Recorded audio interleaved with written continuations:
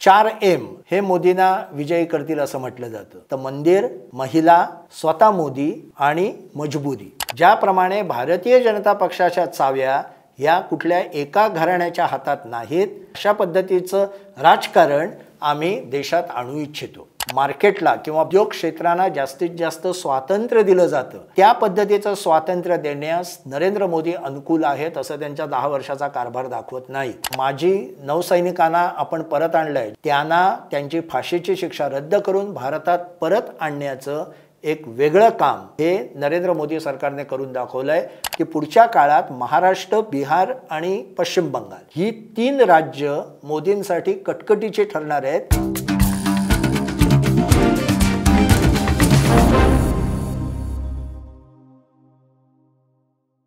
नमस्कार.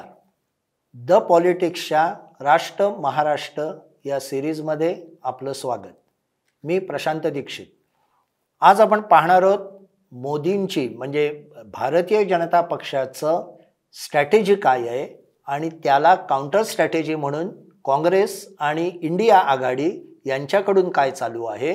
याचे दोन्हीकडचे पक्ष जे आता निवडणूक जवळ आल्यामुळे एकमेकाविरुद्ध उभे राहत आहेत, त्यांची एकूण धोरणं काय आहेत आणि डावपेच कुठचे लढवले जात आहेत.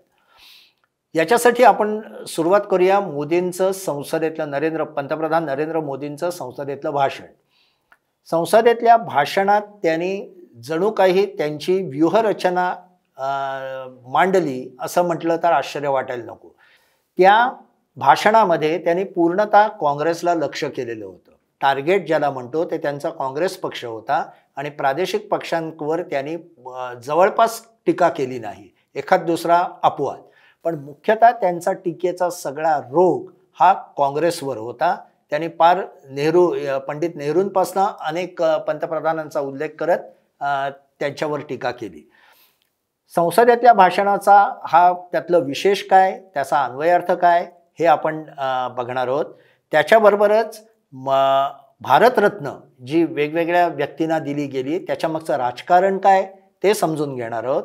आणि एकूण भारतीय जनता पक्षाची व्यूहरचना स्ट्रॅटेजी ही कोणत्या पायावर उभी आहे आणि कोणत्या पद्धतीने ते पुढच्या 100 दिवसात आपला प्रचाराचा त्यांचा रोख असणार आहे हे समजून घेणार आहोत. मोदींच्या भाषणातले दुर्लक्षित झालेले मुद्दे मी मुख्य सांगतो, मग आपण काँग्रेसला त्यांनी लक्ष का केलं इकडे आपल्याला वळता येईल. ते दुर्लक्षित मुद्दे म्हणजे एक, त्यांनी रफ्तार हा शब्द बरेचदा वापरला. त्यांनी असं सांगण्याचा प्रयत्न केला की माझं सरकार आणि आधीचं UPA म्हणजे मनमोहन सिंग, सोनिया गांधी आणि राहुल गांधींचं सरकार यातला फरक असा आहे किंवा काँग्रेसची आजपर्यंतची सरकार जी वेगवेगळ्या काळात सरकार सत्तेवर आली त्यांचं आणि माझ्यात बदल काय आहे हे सांगताना त्यांनी रफ्तार या शब्दाचा उल्लेख केला की माझं सरकार वेगवान आहे, मी वेगाने निर्णय घेतो आणि मी वेगाने त्या निर्णयांवर अंमलबजावणी करतो आणि ते पूर्णत्वास नेतो. म्हणजे ज्या पद्धतीने त्यांनी महाराष्ट्रात मांडणी केली होती की ज्या प्रकल्पांचं भूमिपूजन मी करतो त्याच प्रकल्पांना पूर्णत्व त्यांचं उद्घाटनही मी करतो. हे भारतात थोडं वेगळं होतं. म्हणजे भारतात नेहमी लांबलेले प्रकल्प, वर्षानुवर्ष चालणारे प्रकल्प अशी एक भारताची प्रतिमा होती. म्हणजे रेंगाळलेलं सरकार असतं, आळशी सरकार असतं. माझं सरकार हे तशा पद्धतीचं नाही. आणि मग त्यांनी अनेक उदाहरणं दिली. म्हणजे माझ्या याच्यात घरं कशी वेगाने वाढली, माझ्या याच्यात जनधन अकाउंट कसे वेगाने वाढले, माझ्या याच्यात कोविड लसीचा त्यांनी उल्लेख केला की ज्या पद्धतीने सर्वांना अत्यंत कमी काळात लस दिली गेली, ती सुद्धा मोफत दिली गेली, त्याचा त्यांनी उल्लेख केला. संरक्षण क्षेत्रातल्या वेगवेगळ्या योजनांचा आणि त्याच्या अंमलबजावणीचा उल्लेख केला. मुख्य प्रश्न त्यात होता वेग आणि अंमलबजावणी. हा त्यांचा पुढच्या प्रचारातला महत्त्वाचा मुद्दा राहील असं आत्ता तरी वाटतंय की माझं सरकार हे कार्यक्षम सरकार आहे आणि माझं सरकार हे वेगाने निर्णय घेणारं आणि त्याच वेगाने अंमलबजावणी करणारं सरकार आहे. हे कुठेतरी ते जनतेच्या मनावर वेगवेगळ्या माध्यमातून ठसवण्याचा प्रयत्न करतील. दुसरा भाग असा आहे की त्यांच्या विरोधात दुसरा त्यांनी उल्लेख केलेला महत्त्वाचा भाग म्हणजे घराणेशाही. आता याबाबत नेहमी बोललं जातं की भाजपमधल्या अनेक नेते मध्ये घराणेशाही चालू आहे. म्हणजे वडील नेते आहेत, मुलगाही नेता आहे किंवा सूनसुद्धा राजकीय पक्षात सामील आहे किंवा राजकारणात सामील आहे. त्यामुळे घराणेशाहीवर बोलण्याचा मोदींना अधिकार नाही अशी कायम टीका केली जाते किंवा भारतीय जनता पक्षाला अधिकार नाही. याबाबत नरेंद्र मोदींनी एक वेगळी व्याख्या केली. ती पटो न पटो हा प्रत्येकाचा बघण्याचा दृष्टिकोन असेल, पण मोदींनी युक्तिवाद असा केला की माझा एका घराण्यातले 2 किंवा 4 लोक राजकारणात आले तर त्याला आम्ही घराणेशाही म्हणत नाही. आमच्यामध्ये घराणेशाही ही की जिथे पक्षाच्या किल्ल्या या पूर्णपणे एका कुटुंबाच्या हाती असतात. म्हणजे ते कुटुंब ठरवतं पक्ष कसा चालायचा, कुठल्या दिशेने जायचा, कोणाबरोबर त्यांनी युती करायची, कोणाबरोबर युती तोडायची, काय निर्णय घ्यायचा, कोणाला कुठे बसवायचं, हे सगळं एक फॅमिली, एक घराणं ठरवतं. अशा घराणेशाहीला आमचा विरोध आहे. पक्षातला खासदाराचा मुलगा आमदार होत असेल किंवा आमदाराची पत्नी नगरसेवक होत असेल, अशा पद्धतीच्या घराणेशाहीला आम्ही घराणेशाही मानत नाही. कारण अनेक तरुण लोक राजकारणात आले पाहिजेत, वेगवेगळे लोक आले पाहिजेत असं भारतीय जनता पक्ष मानतो. मात्र ज्याप्रमाणे भारतीय जनता पक्षाच्या चाव्या या कुठल्या एका घराण्याच्या हातात नाहीत, अशा पद्धतीची घराणेशाहीला भारतीय जनता पक्ष, अशा पद्धतीचं राजकारण आम्ही देशात आणू इच्छितो. हा त्यांनी ही व्याख्या केली. पुन्हा म्हटलं तसं हा त्यांचा दृष्टिकोन किंवा ही त्यांची व्याख्या पटणं न पटणं हा प्रत्येकाच्या आवडीचा किंवा प्रत्येकाचा राजकीय कल काय आहे त्यावर अवलंबून आहे. इथे मला सांगायचा मुद्दा असा आहे की पहिल्यांदा ते घराणेशाहीबाबत बऱ्याचशा स्पष्टपणे बोलले, पण त्याबद्दल फारसं कुठे काही लिहून आलं नाही किंवा त्यावर चर्चा झाली नाही, म्हणून हा मुद्दा इथे मांडण्यात आला. यानंतरचा भाग असा की जरी मोदींची भारतात बऱ्यापैकी आत्ता लाट नाही म्हणता येणार, पण त्यांना अनुकूल अशा पद्धतीचं वातावरण असलं तरी प्रत्येक आपली पुढची पावलं ही भारतीय जनता पक्षाचा विजय हा अधिक निश्चित कसा होईल किंवा आपला बेस हा अधिक कसा वाढेल या दृष्टीने नरेंद्र मोदी टाकत आहेत. आणि त्याच्यासाठी म्हणजे आजकाल दिल्लीच्या वर्तुळात किंवा एकूण ज्याला आपण राजकीय पंडित म्हणतात त्यांच्यात काही गोष्टीची काही ज्याला म्हणजे मुद्दे म्हणतात त्याची मोठ्या प्रमाणात चर्चा चालली आहे. उदाहरणार्थ 4M हे मोदींना विजयी करतील असं म्हटलं जातं. हे 4M कुठले? तर मंदिर, महिला, स्वतः मोदी आणि मजबुरी. हे CSDSचे शास्त्री आहेत, त्यांनी मांडलेले 4M आहेत. की त्यांचं म्हणणं असं की मंदिरानंतर म्हणजे 22 जानेवारीला राम मंदिराचं उद्घाटन झाल्यानंतर जो एक पद्धतीचा एक पॉझिटिव्ह म्हणा किंवा एक धार्मिक म्हणा या पद्धतीचं एक जी लाट, सायलेंट लाट ही सर्व थरावर आपल्याला अनुभवास आली, त्याचा एक फायदा होईल. महिलांसाठी ज्या अनेक योजना आहेत त्याचा फायदा होईल. याशिवाय जे महिलांना रिझर्वेशन दिलेलं आहे त्याचा फायदा होईल. स्वतः मोदींचं मगाशी मी म्हटलं तसं कर्तृत्व इन द सेन्स की हा माणूस अंमलबजावणी करतो, कार्यक्षमतेने अंमलबजावणी करतो, ही त्यांची जी प्रतिमा आहे त्याचा उपयोग होईल. आणि मजबुरी म्हणजे अशा पद्धतीचा तगडा नेता की जो विविध गोष्टींमध्ये पटापट निर्णय घेतो आणि एक निश्चित दिशेने चालतो, असा काउंटर त्यांना प्रतिवाद करणारा मोठा नेता समोर दिसत नाही. म्हणजे देअर इज नो अल्टरनेटिव्ह, याला मजबुरी म्हणतात. ही जी विरोधी पक्ष किंवा लोकांसमोरची मजबुरी आहे की आम्हाला ठीक आहे, आम्हाला मोदी आवडत नसतील, पण कोणाला द्यायचं, कोणाकडे आम्ही वळायचं, तर कोणाकडे वळायचं या प्रश्नाला उत्तर नसल्यामुळे तो जो मोदींना ॲडव्हान्टेज आहे, तर असे 4M शास्त्री यांनी मांडलेले आहेत. दुसरे भारतरत्न जी आत्ता जाहीर झाले, सन्मान जाहीर झाले, त्याच्यावरनं पण एक मांडले गेलेले आहेत एम.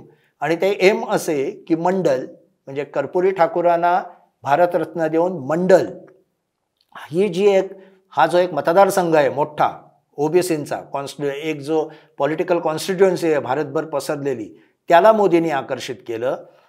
लालकृष्ण अडवाणी यांना भारतरत्न देऊन भारतीय जनता पक्षाच्या कार्यकर्त्यांना जसं खुश केलं, जे जुने कार्यकर्ते होते, त्याचबरोबर मंदिराबद्दल जे आस्था ठेवणारे लोक आहेत त्यांना खुश केलं. कारण राम मंदिराची संपूर्ण व्यूहरचना किंवा राम मंदिराचं संपूर्ण जे यात्रा काढली होती आणि जे वातावरण निर्मिती केली, ज्याचा भारतीय जनता पक्षाला खूप मोठा फायदा झाला, त्यात लालकृष्ण अडवाणींचं योगदान खूप मोठं आहे. त्यामुळे त्या लोकांना आकर्षित मंदिराशी लालकृष्ण अडवाणी जोडले गेले. तिसरा गोष्ट मार्केट. नरसिंहरावांना भारतरत्न देऊन मार्केट, बाजारपेठी अर्थव्यवस्थेवर आस्था ठेवणारा जो मोठा वर्ग आहे भारतात, जो हळूहळू डेव्हलप होतोय 1991च्या नरसिंहरावांनी केलेल्या आर्थिक पुनर्रचनेनंतर, त्या वर्गाला आकर्षित केलं. इथे मी एक गोष्ट मात्र नक्की सांगू शकतो, कारण नरसिंहरावांवर मी पुस्तक लिहिलं आहे म्हणून सांगू शकतो की नरसिंहरावांनी ज्या पद्धतीने धाडसी आर्थिक योजना मांडल्या तशा आणि त्या अंमलबजावणी केली त्याची, जशी मोदी अंमलबजावणीचं म्हणतात तसंच त्यांनी अवघ्या 4 वर्षाच्या काळात विलक्षण वेगळं काम करून दाखवलं. तशी आर्थिक क्षेत्रातली धाडसी योजनांची अंमलबजावणी नरेंद्र मोदींकडनं झालेली नाही.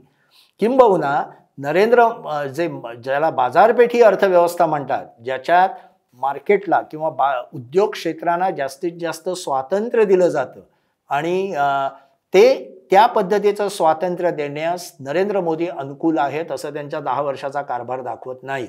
किंबहुना भारतातली मोठी अडचण अशी आहे की भारतात बोलण्याचं स्वातंत्र्य भरपूर आहे, परंतु आर्थिक स्वातंत्र्य कमी आहे असं उद्योजक नेहमी बोलतात. त्यामुळे नरसिंहरावांना भारतरत्न देण्यामागे त्यांच्या आयडिओलॉजी किंवा त्यांची काम करण्याची पद्धत याचा सन्मान केला गेला असं म्हटलं जात असलं तरी मुख्य टार्गेट, उद्देश हा काँग्रेसमध्ये एक अस्वस्थता निर्माण करणं हाच होता. कारण काँग्रेसने कधीही नरसिंहरावांना आपलंसं मानलं नाही. किंबहुना खरं तर ते तसं मानलं असतं, म्हणजे काँग्रेसने नरसिंहरावांनी जे काही केलं त्याचं श्रेय अभिमानाने घेतलं असतं तर नरेंद्र मोदी किंवा भारतीय जनता पक्षाची बरेचदा पंचायत झाली असती. कारण आज भारतीय जनता पक्ष ज्या पायावर उभा आहे, ज्या पद्धतीच्या भारताला महाशक्ती करण्याच्या गोष्टी करतोय, त्याचा सगळा पाया हा नरसिंहराव आणि मनमोहन सिंग यांच्या 91 ते 96 या काळातल्या कारभारातनं घातला गेलाय. त्यामुळे नरसिंहरावांना भारतरत्न देणं हे अत्यंत उचित असलं आणि ते आहेच उचित, तरी त्यामुळे नरसिंहरावांची आर्थिक नीती किंवा नरसिंहरावांचा आर्थिक धडाडी ही नरेंद्र मोदींनी दाखवली असं आपल्याला म्हणता येत नाही. परंतु नरसिंहरावांबद्दल आस्था असणारा जो वर्ग आहे किंवा एकूण जे मार्केट आहे, बाजारपेठी अर्थव्यवस्था आहे, त्याला आकर्षित करण्याचा, म्हणजे मार्केटला आकर्षित करण्याचा एक प्रयत्न यातनं झालेला आहे. आणि चौथा मंडी म्हणजे कृषी बाजारपेठ. यातल्या चरण सिंगांना दिलेलं भारतरत्न आणि स्वामीनाथन यांना दिलेलं भारतरत्न. कारण स्वामीनाथन कमिटीचा अहवाल हा शेतकऱ्यांच्या वेगवेगळ्या आंदोलनात नेहमी केंद्रस्थानी असतो. त्यांचा आम्ही सन्मान करतोय हे मोदींनी दाखवून दिलं. आणि चरण सिंगांचा फार मोठा प्रभाव, म्हणजे असं म्हटलं जातं उत्तर भारतात, पूर्वीपासून म्हटलं जायचं की उत्तर भारतात जनमानसावर प्रचंड प्रभाव असणारे 2 नेते, एक म्हणजे स्वर्गीय इंदिरा गांधी आणि दुसरे चरण सिंग. आणि मी जेव्हा दिल्लीत होतो तेव्हाही मी पाहिलेलं आहे की जाट बहुल जो भाग आहे किंवा एकूण उत्तर प्रदेश आणि हरियाणा इथला भाग आहे, तिथे चरण सिंगांचं अजूनही घराघरात चरण सिंगांबद्दल अतिशय आदराची भावना आहे. त्यामुळे त्या शेतकरी वर्गाला, ज्याला उत्तर भारतात मंडी म्हणतात, म्हणजे मंडी इन द सेन्स कृषी बाजारपेठ, त्याला आकर्षित करण्याचा प्रयत्न मोदींनी यातनं केलेला आहे. हा एक ओव्हरऑल त्यांच्या व्यूहरचनेचा भाग आहे.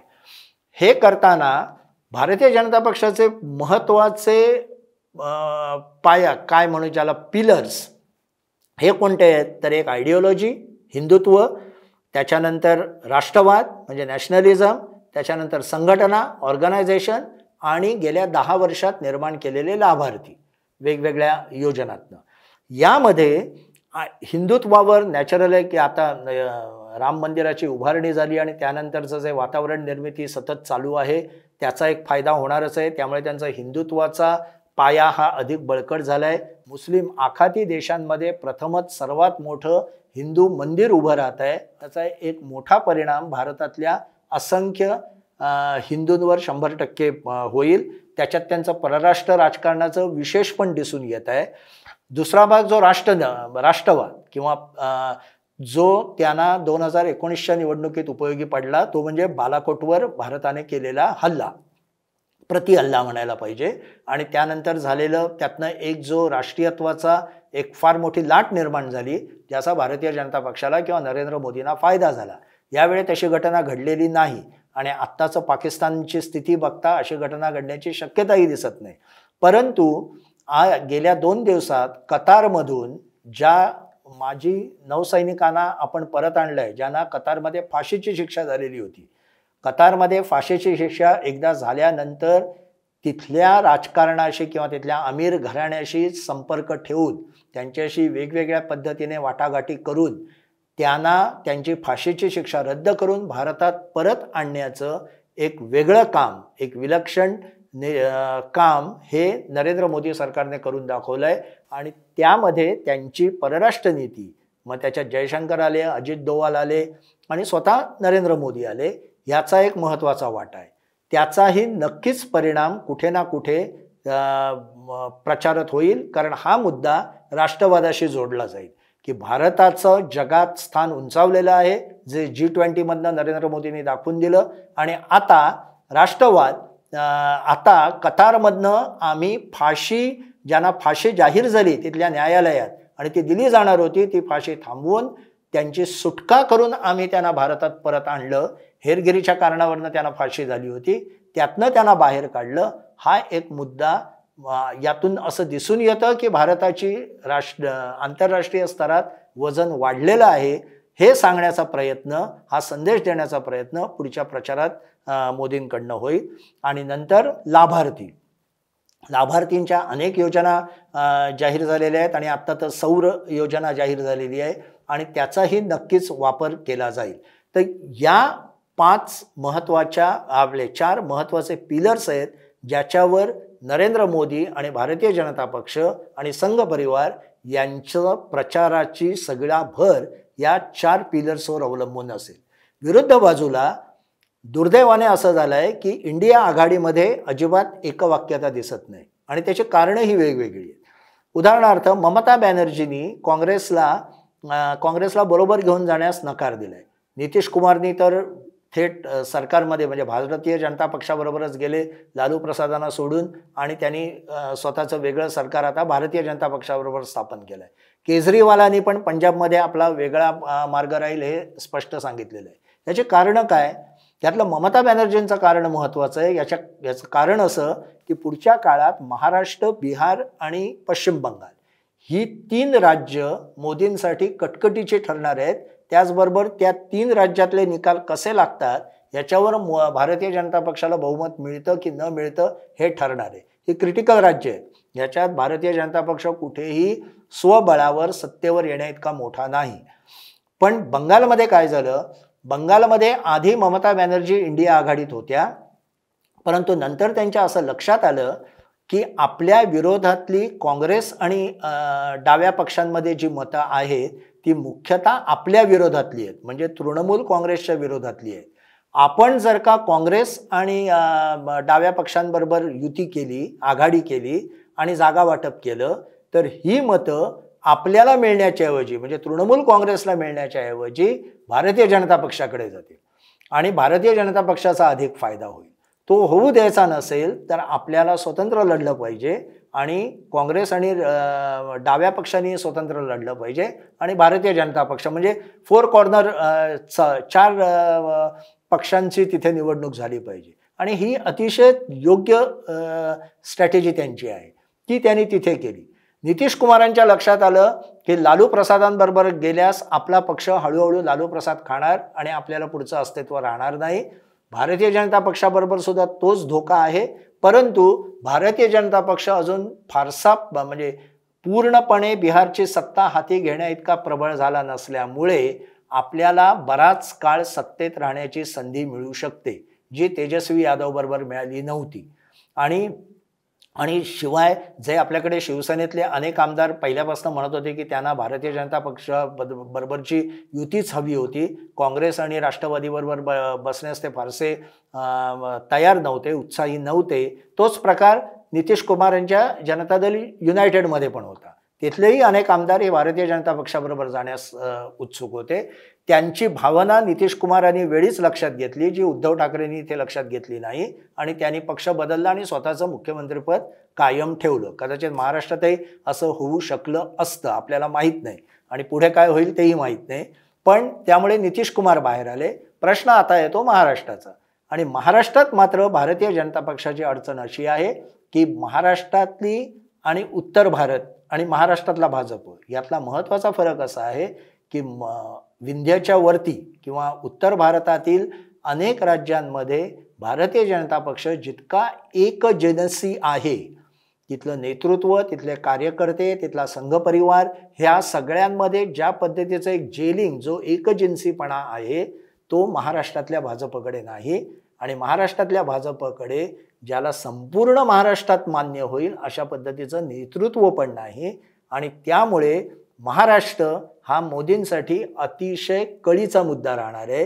इथलं राजकारण किंवा इथले मतदार कशा पद्धतीने मतदान करतात हे त्यांच्यासाठी, म्हणजे त्यांचा 370चं टार्गेट त्यांना साध्य करण्यासाठी अतिशय बारकाईने महाराष्ट्राकडे त्यांना लक्ष द्यावं लागणार आहे आणि त्या दृष्टीने त्यांच्या सर्व हालचाली चालू आहेत असं आपल्याला दिसतं.